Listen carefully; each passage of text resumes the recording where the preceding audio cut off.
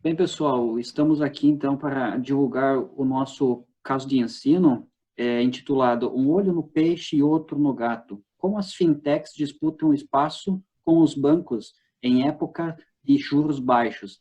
Esse caso foi aprovado para publicação na revista RAEP, Administração, Ensino e Pesquisa, volume 21, número 1, do ano de 2020. Bem, esse caso foi construído por mim, Raul Beal Partica, pelo professor Jefferson Lana, da Univale, e também pela professora Marina Gama, da Fundação Getúlio Vargas de São Paulo. Esse caso de ensino ele contextualiza a evolução e a transformação do sistema financeiro brasileiro, dando destaque para o crescimento das fintechs, que são aquelas empresas financeiras que têm base tecnológica, e também pela ruptura do momento de sossego dos grandes bancos. Com o surgimento dessas fintechs, o market share dos grandes bancos começou a ser ameaçado.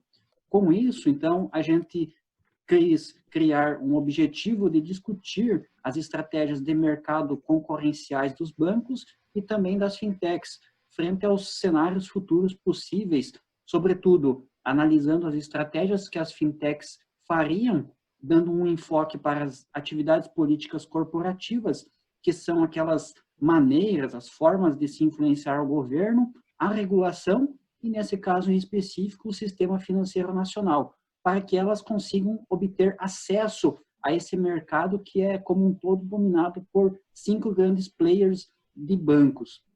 O caso ainda, então, permite avaliar a integração das estratégias de mercado e de não mercado, atuando frente ao interesse em comum dos bancos e das fintechs, que nada mais é do que esse mercado financeiro. Trata-se de um caso real, dentro do contexto brasileiro, pode ser utilizado em cursos de graduação e de pós-graduação em administração, ciências contábeis, economia e gestão. Também pode ser utilizado em cursos complementares, como, por exemplo, de relações governamentais e relações institucionais e estratégia de não mercado. Bem, desde o final dos anos 90 e início dos anos 2000, o Brasil já vem produzindo iniciativas relevantes para que tenham-se mais inclusões dos não bancarizados, né? Aquelas pessoas que não têm conta em banco, e que essa base tecnológica possa ajudar para que isso mude. E dentre as principais novidades tecnológicas estão as fintechs. Nesse caso, a gente trata com principalmente 3 atores.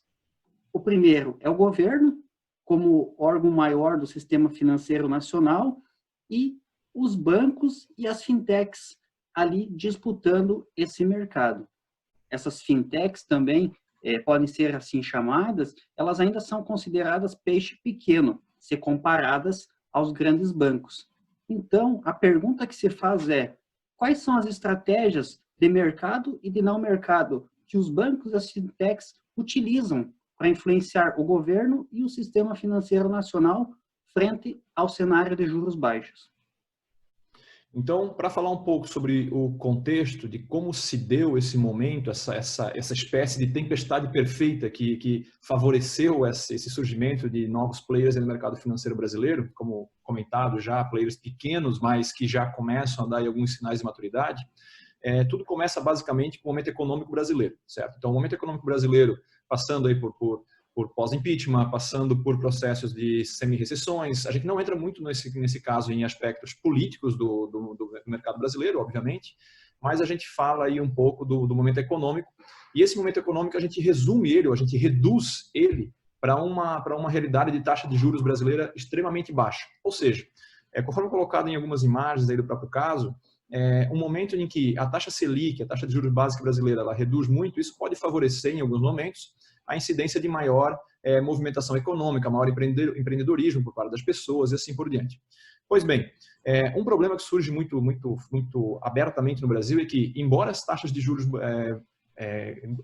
estaduais caiam, as taxas de juros realmente aplicadas para a economia por esses grandes players, os bancos, elas não diminuem na mesma proporção, o que abre espaço aí para uma concorrência. Então, bancos que queiram ofertar taxas de juros mais baixas vão acabar tendo aí a preferência desse mercado.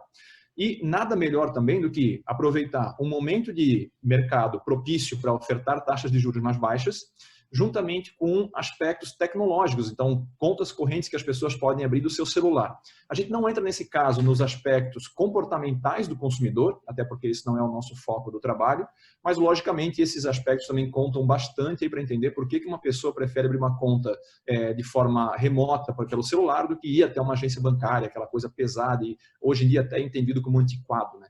Então, somando essas estratégias todas, somando esse momento todo brasileiro, essas fintechs elas tiveram um momento excepcional para o surgimento. Tanto que o crescimento ele é exponencial, ele é muito rápido, muito rapidamente o Brasil chegou aí por volta de 350, a gente coloca uma imagem ali dividindo por vários aspectos financeiros de quais são as fintechs ou correspondentes bancários que vão surgindo no Brasil, só que aí chega um problema novo para elas. Elas conseguem fazer um crescimento bacana por algumas estratégias de mercado, atacando esses grandes juros, etc. Só que é Brasil, então algumas coisas aí elas não dão conta de resolver. Então começa então o segundo grande momento do nosso caso, que é o que a Marina vai conversar um pouco com vocês.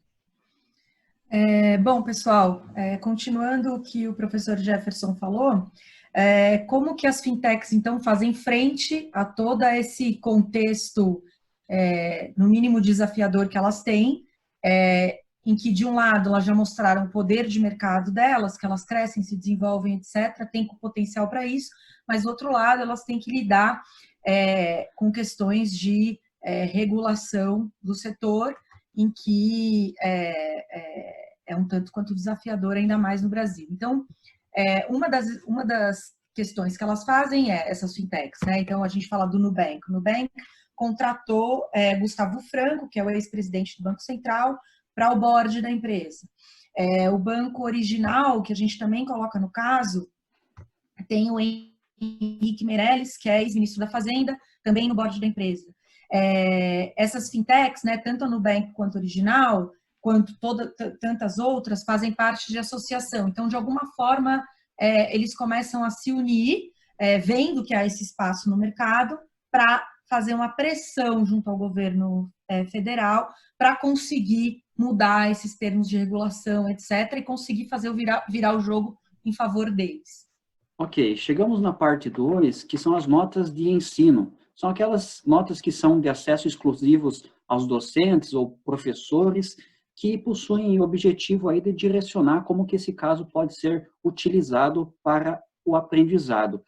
Primeiramente, as nossas fontes de dados, elas estão relacionadas aí às empresas, né, que estão no caso, desde a sua origem, sua evolução histórica e aquelas pessoas envolvidas nos debates que a gente colocou. Aonde que a gente encontrou isso? As fontes são desde o Banco Central do Brasil, a CVM, Comissão de Valores Mobiliários, e também reportagens em revistas, como a Exame, Época Negócios, Folha de São Paulo, a Forbes, Infomoney, Reuters e o The New York Times. Também o Valor Econômico. Revistas de circulação nacional e também internacional, além de páginas da internet de políticas, estatutos e também os regimentos das empresas. O roteiro e os acontecimentos citados na parte 1, na parte da história do caso, são eventos reais.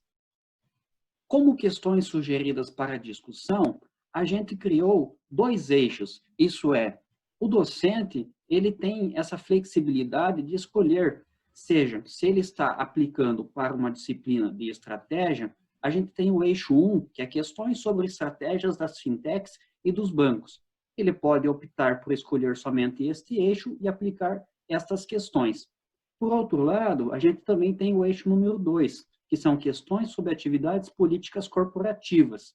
Isso é, se o docente está lecionando numa disciplina de estratégias políticas, ele pode fazer uso do eixo 2 ou do eixo 1 e 2 para aplicar aos alunos. Como aplicação do caso, a gente apresenta 2 sugestões. Isso é, a primeira é na forma de um roteiro. Conforme o professor vai explicando o caso, ele assume um papel mediador e conforme terminam-se as sessões do caso, ele já faz um debate posterior a elas. Como segundo plano, que é um plano de aula alternativo, mas ele está mais na forma tradicional. Isso é, promove uma discussão de caso de forma mais abrangente. É claro que isso precisa levar em consideração o perfil da turma, a quantidade de alunos, entre outras características, pois, desta forma, os alunos criam-se mais independentes para ser conduzida a discussão e as questões propostas. Como questões sugeridas para a discussão, nós temos elas divididas em 2 eixos. No eixo 1, questões sobre estratégias das fintechs e dos bancos. Questão A. Aponte quais as principais variáveis, formas pelas quais as fintechs mais ameaçam os grandes bancos e que possibilitam o crescimento dessas startups. Questão B. Quais são as estratégias que os bancos tradicionais aplicam nesse cenário? Questão C. Qual é o objeto da disputa entre fintechs e bancos junto ao sistema financeiro nacional? Indo agora para o eixo 2, questões sobre atividades políticas corporativas. Questão A. Quais as atividades ou ações políticas corporativas que as fintechs têm usado para conseguir ganhar terreno no mercado financeiro brasileiro? Questão B.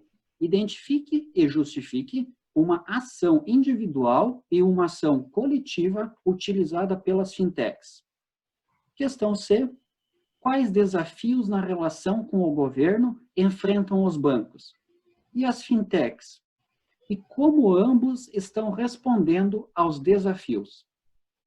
Com relação aos objetivos educacionais, então, do caso, ele se aplica aí a uma gama relacionada a business, né, cursos relacionados a business, então, administração, ciência contábeis, economia e assim por diante, principalmente nas disciplinas que envolvam aí estratégia empresarial, relações governamentais, relações institucionais. Então, dentre os objetivos principais, a nossa ideia foi aqui tentar fazer com que o aluno ele seja capaz de identificar aquelas estratégias de mercado, aquelas estratégias em que o dono da empresa, no caso das fintechs, aqui, ele olha para o mercado, identifica um nicho onde ele pode atacar e desenvolve um produto que tenha um diferencial e algo desse tipo que coloque ele à frente da concorrência, no caso, os grandes players, como os grandes bancos, né? Então, as taxas de juros, coisas relacionadas a plataformas digitais que facilita a vida do usuário, exemplos aí do Nubank que envia cartas escritas à mão e etc. Enfim, uma série de coisas aí que podem fazer com que basicamente a empresa cresça em faturamento, cresça em tamanho, cresça em lucratividade a partir das estratégias de mercado tradicionais. O segundo grande momento do caso, então, é que o aluno consiga identificar que, às vezes, essas estratégias mercadológicas elas não são suficientes, porque ela também precisa passar aí por um processo de regulamentação. Então, todo esse processo que envolve aí aberturas de regulação favorável às fintechs, que as fintechs possam fazer operações de crédito, como até então não podiam, até 2015, 2016. Enfim, então, todos esses esforços das fintechs que são feitas aí para que ela consiga crescer, mas que são mais relacionadas com a gestão dessa interação governo-empresa, essa dimensão, o aluno também precisa ser capaz de entender e aprender sobre isso e identificar quando isso é necessário, quando isso não é, certo? Então, basicamente, esses aí são os objetivos educacionais, essa capacidade, então, para resumir, essa capacidade de identificar estratégias de mercado e estratégias de não mercado e, mais importante, como é que eu consigo integrar essas estratégias, como é que eu posso fazer uma estratégia de mercado dar mais certo quando uma estratégia de não mercado funciona a favor dela. Então, esse é basicamente aí o objetivo educacional do caso. Então, com relação às sugestões de resposta, então, é um caso para ensino. Então, como todo caso para ensino, ele não tem uma resposta certa, uma resposta final, ele literalmente é feito para desenvolver o debate. Então, com relação ao primeiro eixo, a gente bebe da fonte aí de alguns clássicos das estratégias de mercado. Então, inclusive, um dos livros bastante utilizados aí em cursos de business, que é o Bezanco, que é Economia da Estratégia. A gente também cita um pouco aí de autores como Porter, enfim, alguns autores aí que vão ajudando a tentar entender como que o momento atual econômico pode servir como uma estratégia mercadológica das empresas de bancos, de plataformas digitais, as fintechs, para que elas consigam ganhar mercado dos players tradicionais que existem no Brasil. Como o professor Jefferson falou, não há uma resposta certa, mas para o eixo 2, que é relacionado à parte política do caso, corporativa, a gente espera que os alunos consigam fazer uma análise se utilizando de Getz, de Hillman, do livro do Baron, em que são abordadas quais são as táticas e estratégias principais, as principais estratégias políticas utilizadas pelas empresas, né, de forma geral. Então, por meio do caso, é possível abordar estratégias coletivas, que são estratégias de associação, em que as empresas fazem parte, etc., e conseguem fazer pressão para o governo. Também é possível abordar estratégias individuais das empresas, que, no caso, é bem quando tanto o Nubank quanto, por exemplo, o Original contratam ex-políticos para os boards de suas respectivas fintechs. Então, é esperado que o aluno consiga fazer uma análise crítica sobre esse não mercado, né, essa estratégia de não mercado, que o aluno consiga compreender como a empresa se utiliza dessa estratégia. É importante que o aluno consiga extrair desses principais textos a importância da estratégia política corporativa para a empresa, como a empresa deve empregar isso. É um dos casos, eu e o professor Jefferson, e eu tenho a impressão que o professor Raul também, dão aula de estratégia política. É muito difícil encontrar casos de estratégia política que tratem do assunto aqui no Brasil, sendo um assunto super relevante para todo mundo, então, para todas as empresas. Então, essa que é a ideia nesse segundo eixo, que o aluno consiga entender o que é a estratégia política, como as empresas se utilizam dessa estratégia e como essa estratégia política conversa com a estratégia de mercado, bem colocada pelo professor Jefferson.